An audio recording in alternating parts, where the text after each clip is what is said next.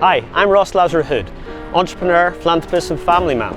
This is my podcast in conversation with, from the boardroom, back to the beginnings, to the present with my guests, talking about business, family and sport. And here on my podcast today, we've got Andrew Smith. Andrew is co-founder of Clearbank, co-founder of RTGS as well, and he's the chairman of Sovrin Steward Council. And I can't wait to hear his journey, his story, from the beginning to the boardroom. Hi Andrew. Hey Ross, how are you? Thanks for coming on my podcast, mate. I really do appreciate it, loads, mate. So we're here in London City, kind of part of the financial institutions that you've been part of and grew. Yeah? Yeah. It's the famous walk. Well, this is it. Everybody comes across here every morning, sit it and bid it normally, and it's like a crowd and a sea of people going across. I've done it. Obviously, you've done it as well. Yeah. Every day, back and forth. But not since COVID, though. Well, this is it. It's changed since COVID now, with a lot of people working from home, and I suppose it has cut down. And we know about the analogy of the people working from Tuesday through to Thursday, which it is what it is. But I suppose one thing I need to ask you is a question. The first one for today is, what about your background, your childhood, that has led to the successes that is today Andrew Smith?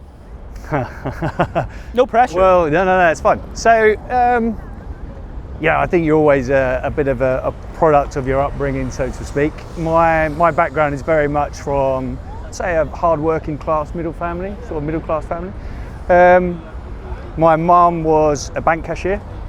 My dad was a foreman at Marks and Spencer's, actually, funny enough, until he became really interested in tech and became a database administrator at the NHS. So if you pair the two of them together, the things that I learned really from them was a lot about finance, a lot about computers, technology, IT, and basically how to work hard. You know, Mum and Dad always told me, if you work hard, you'll get the things that you want in life. Well, it's the fact that I know that you're a grafter, and you don't take anything on your laurels as well, and obviously that's the same as your parents. Yeah, exactly. I suppose for you, it's been working through that academic career, going up to Glasgow for uni, and then coming back to London. Yeah, I was the first one in my family actually to go to university. One of the great things about my parents was they kind of pushed me to do things. They'd never really stepped out of their comfort zones. They'd always worked 9 to 5 for the people around them and things. And you know, I had a drive to do something else, right? I always wanted to either build my own companies or build new things. I'm quite creative in that way. So when I got the opportunity to go to university, I don't ask why we went to Glasgow. I love Glasgow. You know, I said I went to see the Levellers at Barrowlands. Oh, I love the Levellers, and I love Barrowlands too. Yeah, I mean, I love Glasgow. It's one of the greatest times of my life, to be honest with you. But you know, it's what you learn, right? When you go to university, you learn a whole new skill sets of life, and you learn a lot about yourself as well. And that was really me. Not the place where I wanted to stay though. I missed kind of being around my friends, my family.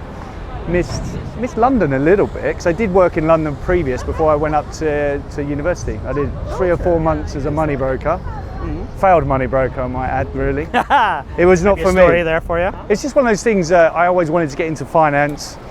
And you know, you're at school, you did your A-levels, and people go, oh yeah, you want to be a money broker in stocks and shares, and yeah, okay, sounds great. How do we do that now? And I got into it, right? I did, as I said, did 3 or 4 months. It's quite interesting. I loved being in London. I loved the London life, to be honest with you, but it wasn't really something for me. It didn't really, it wasn't it didn't, you know, fulfill my appetite, if that makes sense. And it wasn't creative enough. It was very social, which is great, but it didn't really push my buttons, if that makes sense. It was too small. You needed to have that extra dimension of the financial institutions. You needed that crying out. But it's early doors, right? So back then I was only 18, and I just really didn't know what I wanted to do and what I was good at, really. Okay. So, you know, as you get older, you understand what you're good at, what you're not good at, almost like your superpowers. Well, that's it. It's your strengths and weaknesses at the same point. And at 18, I didn't know any of them. You just don't know your strength, weaknesses, your superpower, if you like. So I really didn't know what I was good at and what I was really interested in. So, you know, university was a great time for me. loved it there, came back to London and then started a career in software development, computer science. Amazing. Yeah, I really enjoyed it. Probably spent, I can't remember now, a number of years working in quite a small boutique computer consultancy. I was contracted out to a lot of different blue chip companies. I learned a lot, especially between the environment of working with smaller teams, smaller groups, and then what that looked like in somewhere like a Vodafone or a Barclays. So I dropped into telecommunications and finance and even insurance quite a bit over those first 4 or 5 years. But again, it's kind of, I don't know, you're working for somebody else, you weren't really kind of exploring the things I wanted to get into. But you knew you had that entrepreneurial drive within you. Yeah, and it kind of came out really when I was working with a close friend of mine, Warren, and we were both looking at paperless offices, things that you could do, technology for good, and we both decided that now's the right time to go and set up our own little consultancy. Not just doing contracting work or consultancy work, but more to do with building products. We built a couple of products that were used by social services actually. We wanted to try and get into that environment. We worked a lot with some of the smaller industries until we got back into financial services, the pair of us. From there, it was kind of like little stepping stones into different products and features. I founded a company called Clouds Inc. back in 2011, yeah, something like that, which is probably a precursor to going on to found Clearbank, to be honest with you. I think that's cracker. And in regard to, I suppose, that leads neatly onto my next question, that what would you say has been the driving force for you, the pivotal time to, I suppose, really get your entrepreneurial side going? Because I know you've founded a couple of businesses and been extremely successful, both as an individual but as a team as well. But what would you say is the most pivotal time that led you into these achievements? It was probably actually when I founded the first company. That was kind of like a wake-up call, if you like. It was that opportunity to go out and we started to build things, started to engage with customers, started to learn things, get some criticisms, take those on board. And that was really kind of like, I don't know, it's kind of like the litmus paper, right? It's something there that started. The driver for me was always about trying to do things better or do things new, build something. So that was really the starting point, to be honest with you. The driver that kept me motivated, though, was probably missing my first mortgage payment because I'd started that company, right? So missed the first mortgage payment, managed to get some revenues coming in, and then that scrabbling, that fight that you get in a startup at the beginning. That's the scary but exciting time. Yeah, exactly. Squidgy bum, as I call it. It was. It was because my mum and dad had worked hard all their life. I didn't really go back to them and say, "Oh, Mum, can you come and help me pay my mortgage?" Well, I did the first month, to be honest with you. That's good. Didn't month 3 and 4. We managed to get some sort of revenues in. We got some contracts going, and that was really what made it exciting to see that actually you're building a company yourself. You're building software and technology. You're making a difference. As I said, we did some project work for social services, which did make a difference. Actually, that was quite an emotive project, to be honest with you.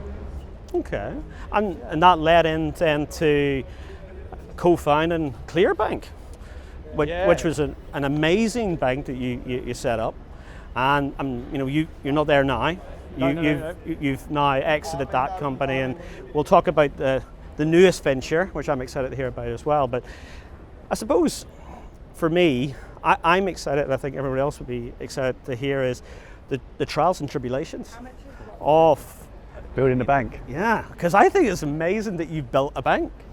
Yeah, so Clearbank started very much as kind of like a reaction to a problem, if that makes sense. So I had a company that was doing mobile payments. We were looking at how do we do that in a better way. And I met a guy called Nick Ogden, who's the founder of WorldPay. I think he's actually the founder of e-commerce, technically, because I think he's the very first person ever to have an e-commerce based website in the world. And he basically approached me and said, "I've got a great idea, I want to create a bank." And my initial reaction was, yeah, what a great idea. But we talked about it for a couple of days, to be honest with you, almost solidly. And then he said, I want to build a clearing bank. My thought was, okay, sounds great, but why? What are we actually doing? What are we servicing? And when we started to look at it, it was all about how do you build technology that's going to empower greater competition. Greater competition leads to better customer outcomes. And to me, that was like me hooked then. It was about building something that will make a difference to financial services. He very much had the vision of a clearing bank. I've had very much a vision of how I thought it should be done. Yeah. So I built a concept called minds to do it. I built a concept called banking as a service, which is basically deconstructing banking and putting them into all these tiny little microservices, making sure that your customers can consume what they need to, and our customers are other banks, other fintechs, building societies, credit unions.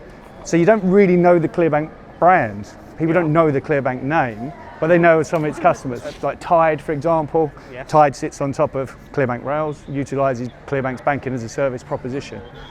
So it was a great journey, right? The getting the license is definitely a hard thing to do, but it's a known process, right? I will be honest, the regulators get a lot of stick, I think, sometimes in the press, but the regulation's there for a reason, right? It's only there because someone has already done something.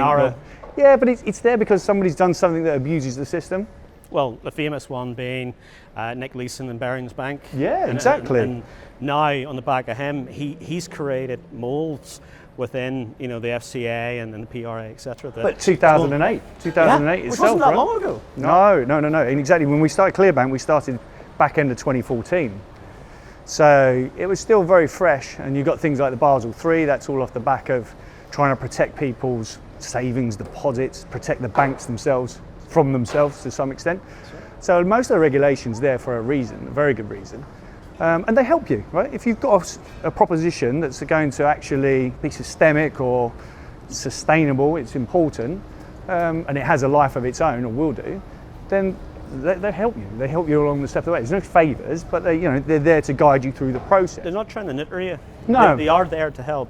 You just have a guidelines that you need to work with them. And I think people forget that with regulatory, is that they aren't there to knitter.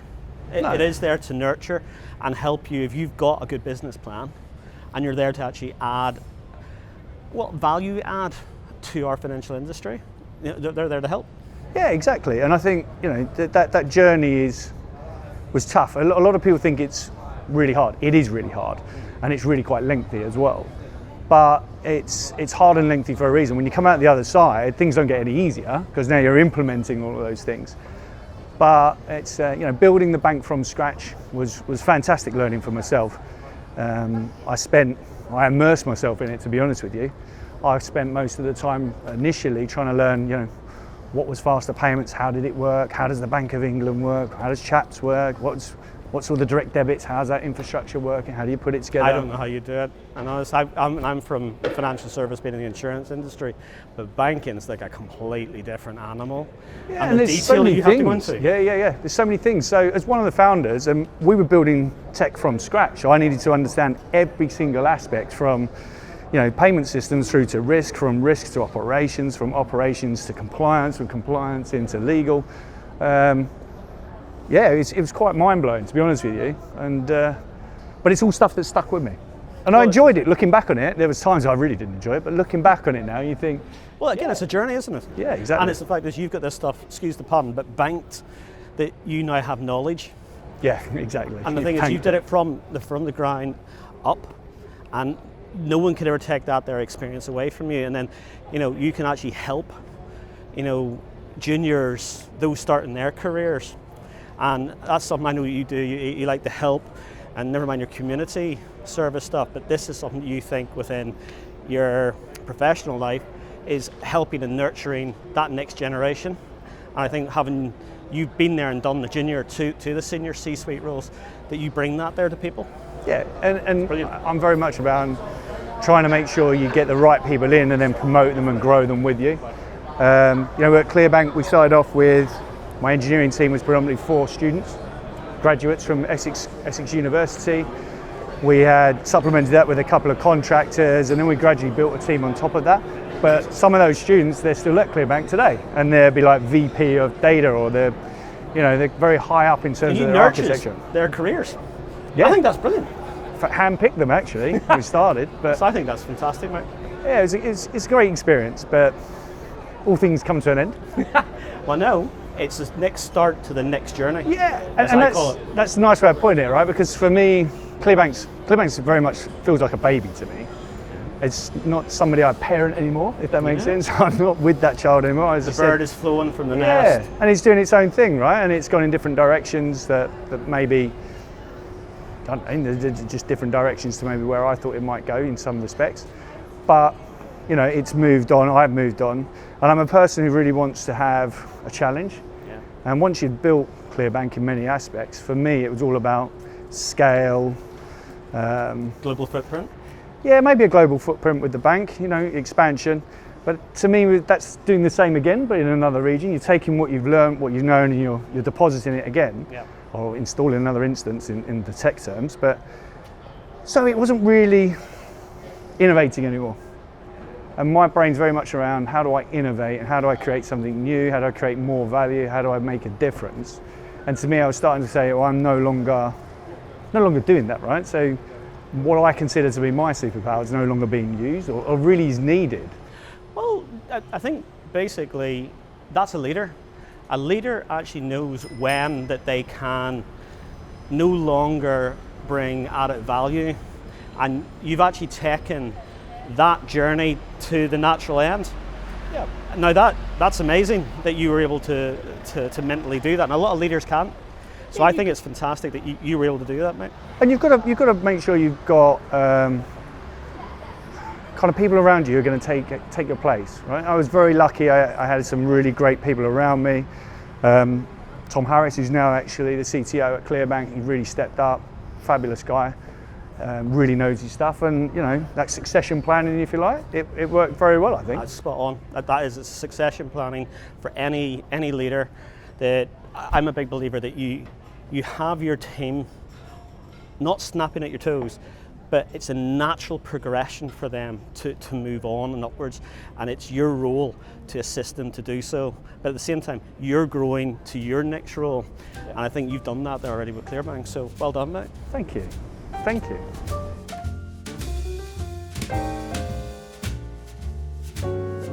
So cheers, mate.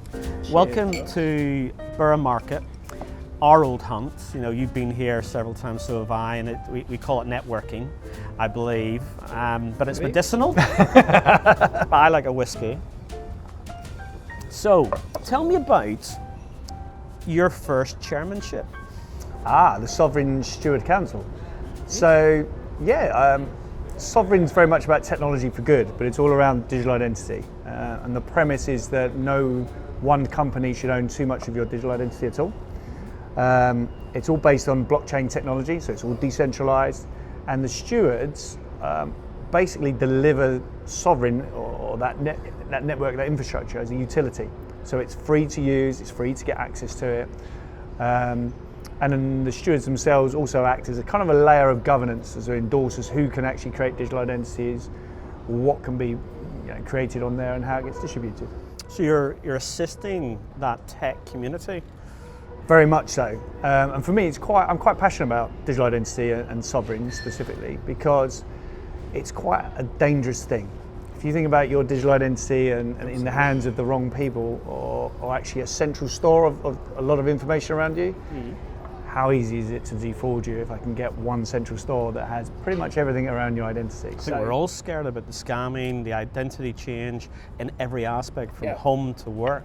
And we should be, to be fair. So Sovrin's very much around, you can have multiple companies that issue with types of identities. If you think of identity a bit like your wallet, so an identity is a domain. You've got your debit card, your credit card, you've got your membership card, so BP or whatever, you've got your Nectar card, you've got whatever, all sorts of things, you've got a birth certificate, driving license. All of those things form a part of your identity to someone, whether it's to authorize you or to identify you. And that's how digital identity should work. It should be very much split up like that. So one company has issued you your membership to the gym. That's it, that's all they do. Another company is issuing you maybe with a digital identity that relates to your driving license. And that's what they'll do with maybe the other thing. But then there's no one to hack because it all lives on your phone, your personal device. So if somebody has a breach in the cloud or whatever you want to say these days, nothing's gone. It's just nothing's there. It's all on your phone. So I'm very passionate around trying to make sure technology is used for good, and for privacy preserving. Nature of that is just really in my sweet spot. I just like the fact that you have grasped this chairperson role that you've been asked to come on the back of your professionalism, expertise to assist your community, and on the back of that, that's assisting the world and us as civvies. I think that's great, and they've obviously taken how amazing you are, and I know you're a grafter, and the fact that what you've achieved is showing that you wish to help them strategize and lead the board of that Sovrin Steward Council, and therefore the communities that will be indirectly connected. And Sovrin's starting to get more influence. So if you look at EU ideas in the EU digital identity wallet, Sovrin's starting to play a little bit in not shaping that, but definitely influencing it and making sure that there is aspects of privacy preservation that goes through it. Easy for me to say. Well, that's me too. That's because we had a whiskey in Borough Market. Well, I'd tell you it's medicinal, as I said earlier on, and this is a beautiful place to be. And that leads on to what I'm excited to hear about. This is your next step in your journey, is the move from exiting Clearbank, and congratulations for taking your baby from the foundations to exit that most of us entrepreneurs thrive to be in. It is to the exit part. But now you've went into completely diversification of a new venture, which being RTGS Global. Yeah. So RTGS Global is a global infrastructure. It's a global infrastructure to help primarily kind of like wholesale banking, but moving money cross-border. So if you think how expensive it can be and how time-consuming it can be to send money to other parts of the world, this infrastructure is there not to service directly you and I, but it's actually there to service the banks, the money transfer organisations, large corporates, to be able to do that and at better rates. And in doing that, it means that that's instant settlement, instant transactions capability, which means you and I can send money instantly wherever we want in the world as a result of that, and at better FX rates. And that's bringing in the likes of Barclays, HSBC to those high level?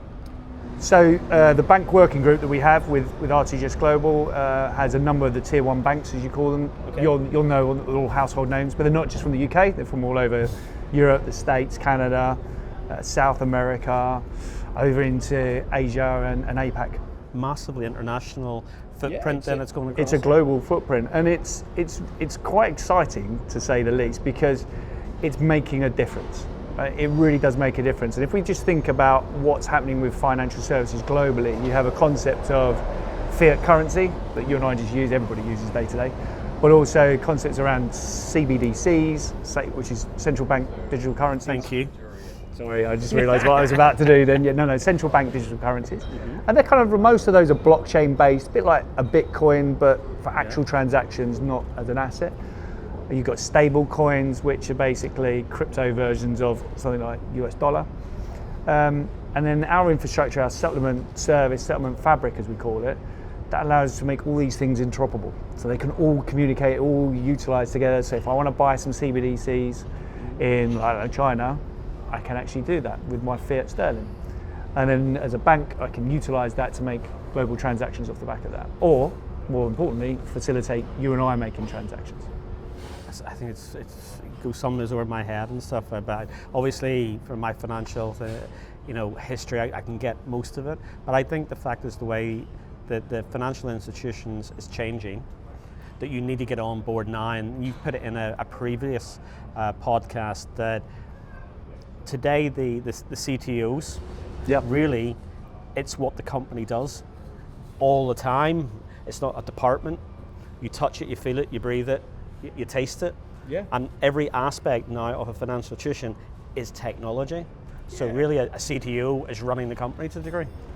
I'd love to say that, but hey, you can tell me that it should be. But no. I think those CEOs who are aware that they're running a technology company, they are taking their institutions in a better direction, shall we say, than those who still see the CTO function or the CIO function as that's something that helps us to get where we want to be. You know, most of financial services is digital. They love to say, oh no, we've got digital transformation projects going on, but you tell me when you've been into a bank and you spoke to a cashier who isn't using a computer. That's right. So everything's digital pretty much, right? So you need to have people who are very tech savvy, tech leaders, and good CTOs not only are grounded in the technology itself, but they're grounded in the business of what you actually do. I hate the term fintech, even though everyone says, oh, you're in fintech, right? Clearbank's a fintech bank that started up, and RTGS Global, that's a fintech solution. I see it more of technology fin. So we're technology companies first and foremost, and the products that we deliver are financial services, not financial services that are delivered by technology. And that's a cultural change. It's a very different thing. Yeah, and the world is changing. And I suppose, you know, to bring, again, with my podcast, it is the, from the boardroom back to the beginnings to the present. And for me, I admire what you've done, and I actually mean that, because you're like me, you're a serial entrepreneur. It isn't the fact that you've done one, thanks very much, I'm now going to retire. I think you would drive yourself crazy, like me. But you would, and I know you would. But it is the fact that you've now went and you've created one amazing institution, company that nurtured people. And I suppose one question that is burning in me and probably to other entrepreneurs is that diversification that you did go, right, I'm going again. Yeah. And that's, can you kind of elaborate the fact of, that's scary for someone new. You've got money in the bank, you did okay, but I'm going to put my family through this again. And you've been speaking to my wife, haven't you? Yeah, I know your wife, and I think she's amazing, to be honest with you. Please tell her that. But it is, to me, an admirable quality that you don't just stop. You want to then start again. And I would like to hear the story of going for a second time as an entrepreneur. Yeah, and it won't just be a second time either, you're right. There's definitely a third. Welcome to my world. There's definitely a third in my head already. But spoilers, we're not going anywhere. Won't mention that.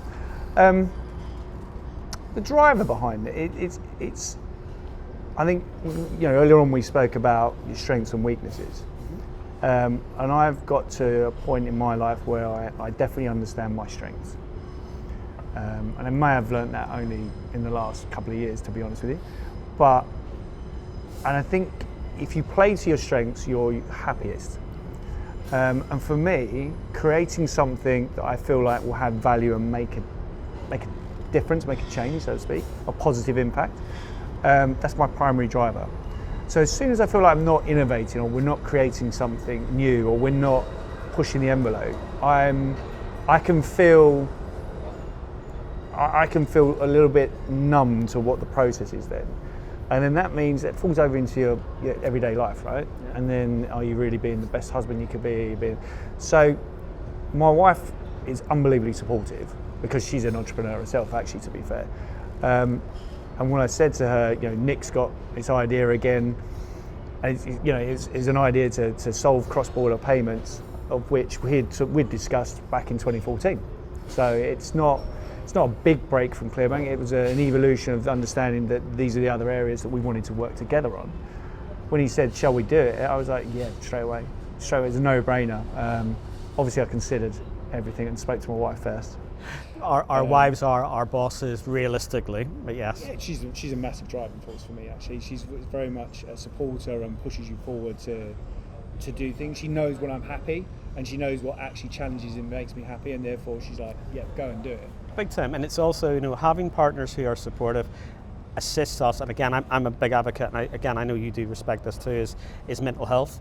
Because without our partners at home who are allowing us to facilitate our entrepreneurial journey, we couldn't do it. Oh, no. And it's not just that, it's everything else around it. If you think, you've got kids like I have, you look at the role there. My wife plays an entrepreneur, she plays a supporter to an entrepreneur. Successful businesswoman in her own right. Yeah, exactly, and she's mother to 4 kids. We I don't know how she does it, to be honest with you. So I shouldn't take it for granted. But it's without her, I couldn't be pushed forward like that. So that's one of the driving forces, as I said, is knowing your superpower and having somebody supporting you to actually say, that'll make you happy, go for it, go and do it.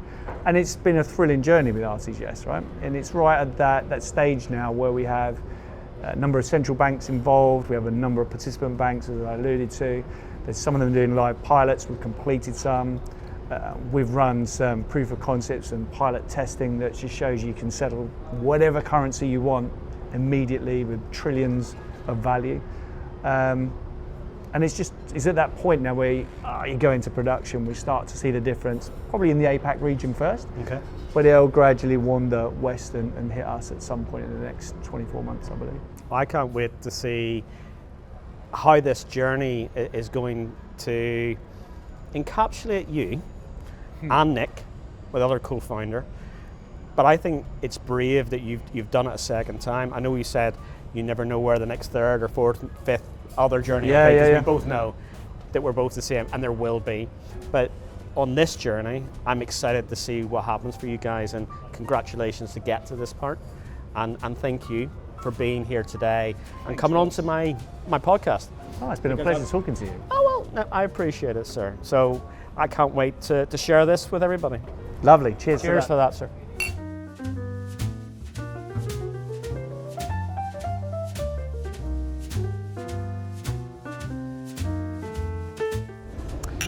Cheers, sir. Cheers again. Or I should say sláinte, but we're not in Belfast, so it's going. So I always say this is my Egypt side of my podcast. This is the more personal side of giving you Spanish Inquisition. Okay. So, are you ready? Quick fire. Have I got a buzzer? Boom. No, you haven't got a big red button now. I've got this there too. Tell me 3 ambitions that you have. 3 ambitions. One's going to be, this is serious, I'd love to shoot a basket. Wow. Well, you've got the height compared to me. Yeah. Well, I can't dunk it anymore, so, but I can definitely still shoot. So yeah, I'd love to do that. Second one, I'd love to see, and I'm looking forward to it, I should say, RTGS starting to take off and really flow. Touch wood. Yeah, touch wood. And the third one would be, I want to build something that's very much B2C, more direct. So I have ambitions to bring something to consumers, retail and corporate. And I'll just throw a fourth one in for you. Go. I want to drive a Formula 1 car at some point, or something like a Formula 1 car, an old Formula 1 car, one of the V10, something like that. I know you're a motorhead. Yeah, I love it. You do like your cars. Yeah. Compared to me, who hasn't got a driving license. No.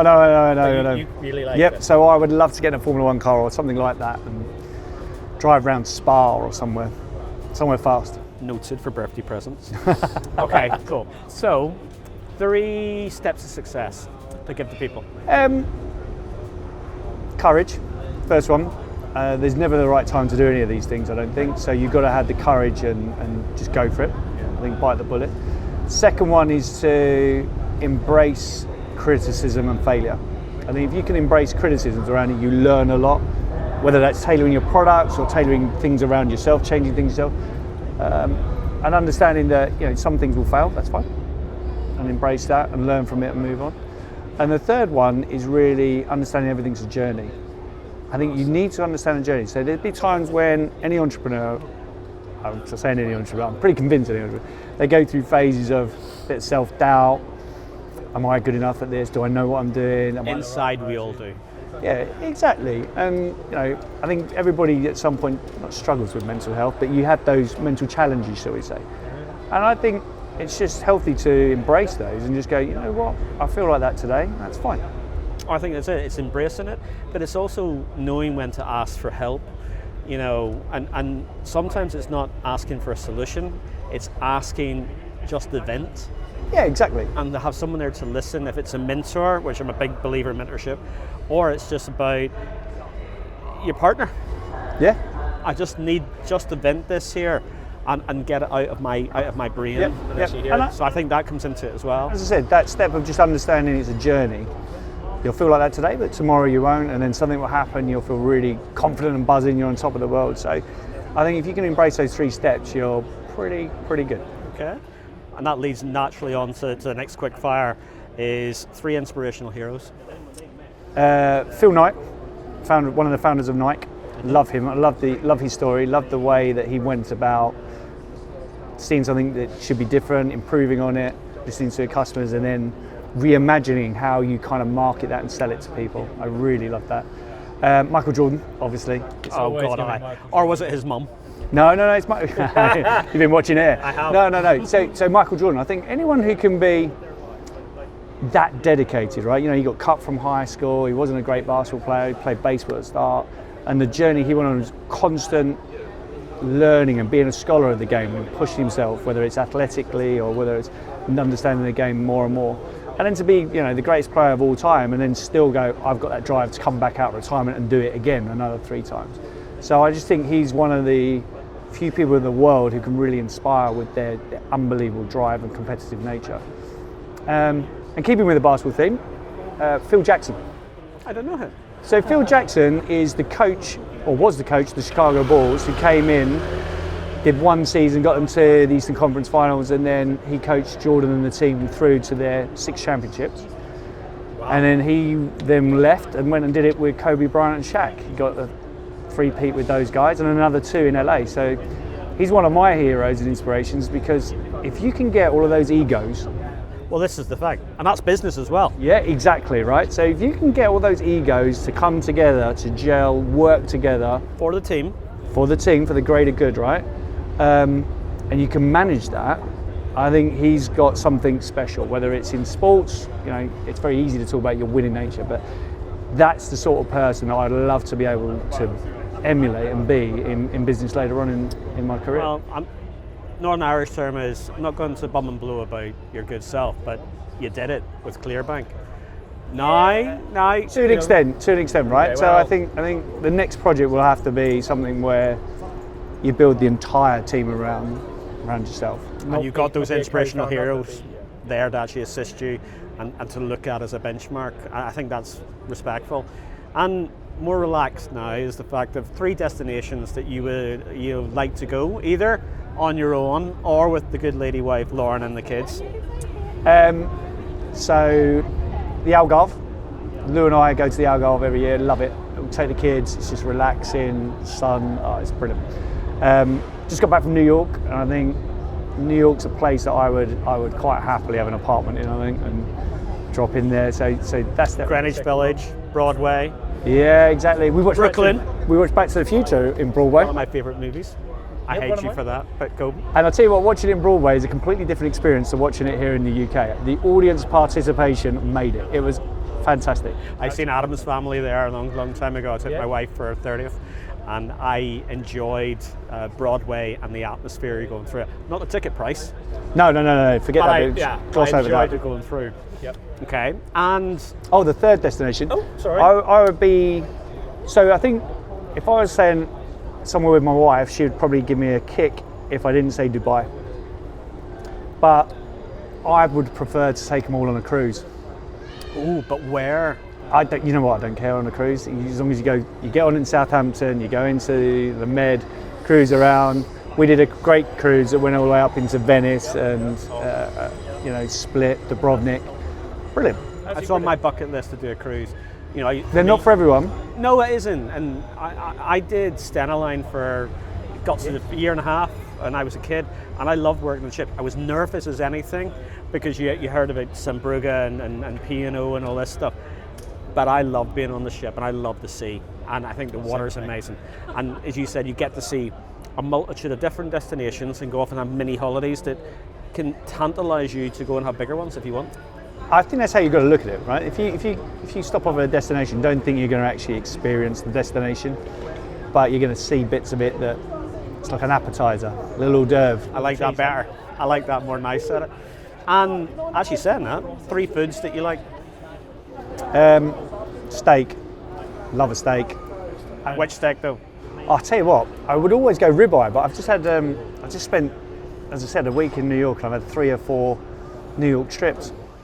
I I don't mind strip. Oh, it was fabulous. I obviously don't like that as well. Proper American sizes. Proper American sizes. I don't mind that one too. So that Thai food, great fan of Thai food. Love Thai food. So whether it's a Thai green curry or duck or something like that. Pineapple rice. Who'd have thought? I like pineapple rice. And then, But served in the pineapple, you take it out. In Thailand, I think that's the bee's knees. and then a little less exotic, spaghetti bolognese. You're going Absolutely uni love it. old school. Yeah, love it. One of the few things I could cook at university. If you couldn't, I'd be shocked. Pot noodle over chips was one of my favourites. Oh, pot noodle. Oh yeah, basic chicken and mushroom pot noodle over chips. Oven chips. Got me through uni. I tell you what, Bernard Matthews got me through my first year of uni. Dodgy Turkey turkey Twizzlers, turkey drumsticks, turkey burgers, chuck them all in the grill. Oh, well that's cooking. That's ready, steady cook. Oh, I'm loving Skills you learn at uni. But yes, spaghetti bolognese, love it. Absolutely love it. Almost every Friday I'll eat spaghetti bolognese. Wrong with that. Everyone frowns at me in the house, but you know, But do you put Worcester sauce in yours though? no. No, I don't actually. What's the secret ingredient? Can you tell me? This is quite lazy. So if I'm cooking it, it's basically a well-branded tomato bolognese sauce. But my secret ingredient is I do put chipotle chilies in it. Oh, you give a kick. I'm not coming around your house. And then I put loads, and I mean loads of, as the kids would call it, feet cheese all over it. Good old Parmesan cheese. Yeah. I love all that. Okay, so only two more. Is 3 ways you try to relax. Unwind. Well, see, you know me, right? So we talked about mental health, and I've got some neurodivergent issues that were diagnosed in the last 6 months, 8 months. I really struggle, absolutely struggle with this. So if anyone's looking for some advice from me, they're going to struggle because there's not much there. I would say when I went through some therapy around this, a couple of things that did come out. Absolutely switch everything off. So I now... So a non-tech time. Yeah, I mean, I turn my phone off or I leave it in another room. Oh, wow. And I have to get away, right? So I literally put the phone in another room. I don't know what it is, it's something subliminal that just calls you back to your phone to check emails and messages. It's awful. So I try and do that. My wife will tell you that I don't do it successfully, but I do try and do that. The other thing is that I try and focus on the moment. So whether it's the kids' spellings or whether it's something going on, try and really quiet my mind and focus on that. And date nights. Date nights are one of the few times where I think I get away, don't take my phone with me, my wife usually takes hers, and you're kind of having a couple of drinks, you have some food, you're chatting about anything and everything. We're catching up. You're not in the house, you're away from that, you're away from work. You have that ability to just encapsulate the two of you. Yeah, exactly, and that's And what's what it's always about. It comes down to always you two. Kids are always paramount, but it all starts with you two, being best friends and partners. And I think, to answer your question around unwinding, that is one of the few times I can feel myself really unwinding, because you're with your best mate, right? You're with your wife, whatever, and it's fabulous. It works out. That's the best time for me. But 4 kids, it's very hard to get that time away from the kids. Well, I do have a last question normally, but I know the answer to this with your good self because you're like me. Is how many hours would you say you work a day? But as an entrepreneur, so I think I might surprise you with this. I used to work all sorts of stupid hours. I mean, loads. But in the last 6 to 9 months, I've changed my method, if that makes sense. And it's working so much better for me. So I now focus. I have a 6-hour core day. Okay. And when I say a core day, I mean I split that up into 4 and 2. 4 hours at the start of the day is now all my complex stuff. Anything that's really hard work, that's challenging, that would stretch my mind, I try and do that all straight away. Mm-hmm. And that will start probably about 7:30, and that will go through. But then come the afternoon, I then do admin stuff like emails, catch up, try and do Teams meetings, things like that. And then I'll do the school run, which is great, try and break up the day a little bit more. So probably 6 core hours, and then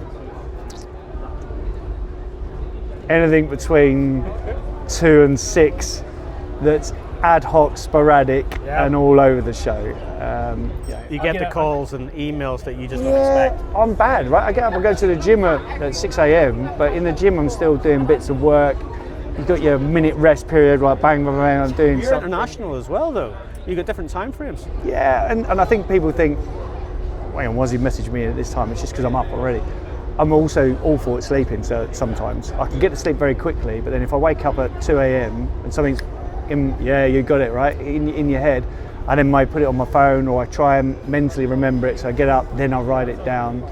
You have to at times, and I'm the same as you, that I don't do a proper sleep. I might get 3 hours constant. Oh, If that's the max, I normally try and I get. need a solid 8. Oh no! I get 3 or so, and then but I need probably at least a 4, maybe a 5 hours. But outside of that, I'm up, I'm working. I have to tell people like you probably is, don't answer my emails at 2 a.m. This is me, getting off my desk, and I might do it at 7 o'clock, but I don't expect you to come back to me. I'm not asking you to be in my thing. I'm just trying to do it. I do the same thing, right? I have lots of things in my head once they're there, and I'm very bad with this. I must do it there and then, right? And that's why when you said about how do you unwind, I have to take it all away from me. Because if it's pinging on my phone, or I've seen it, or I know that there's something I could be doing, it's a constant drive. I go back. If I keep my phone with me, or a laptop, I would work the whole time I'm awake. Well, I do, and I'm bad, and my wife will shoot me. But the fact that I don't put out of office, I answer everything and get it gone. But then I can relax, and then I can go for it. But I suppose I've had over 10 years with my wife knowing how I operate. But the only place I work better on is the work-life balance in Malaysia, that you've got Malaysian time, and then London, Northern Ireland doesn't wake up to tea time. So I get family time. So it's a good work-life balance for me in a different country. But you're able to switch off, you said, anyhow. So. Well, I'm starting to get better at it, but as I said, this trying to do the 6 core hours is really helping me. And I, as I said, I have those 4 hours in the morning, which is like pure focus time, all the hard time, and I really enjoy that. If you say what part of the day do you enjoy the most as in working, it's the 4 hours really hard, complicated stuff. Everything else is you're just doing it, right? Ideally, I want to work less hours. I want to try and make sure I stick to 6 to 8 during the day. I think that just helps you with your mental freshness. I don't know about you, certain things I do, I then look at it the next day and then say, oh dear, that was not my best idea. That was not my best bit. Learning. Yeah, exactly. And I think Or the journey. I think we talked about. I reckon 8 hours, 6 to 8 hours, I'm probably more productive than I am when I've done something like 12 or 14. I think that's great, sir. Well, thank you for my quick fire, and I appreciate spending the day with you as well. And you, mate. Let's have another drink. Yeah, I'm going through it.